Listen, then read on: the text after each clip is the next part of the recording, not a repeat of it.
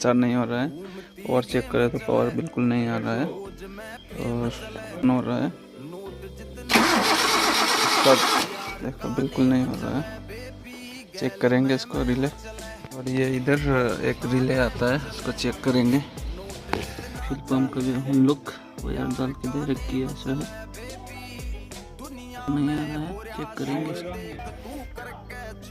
ये वाला इसमें आर्टिंग नहीं आ रहा दिख रहा है। हम लोग वायरिंग चेक किया है टेस्टर लगा के, इसमें आर्टिंग नहीं मिल रहा है। इसको आर्टिंग एक लगाएंगे इधर से और पावर आ जाएगा, स्टार्ट हो जाएगा। देखो आप लोग, इसमें आर्टिंग एक लगाया है हमने, ये स्टार्ट करके देखेंगे स्टार्ट होता है कि नहीं।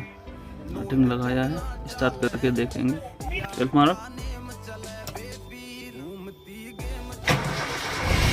बस स्टार्ट हो गया है। देखो बस इतना ही था।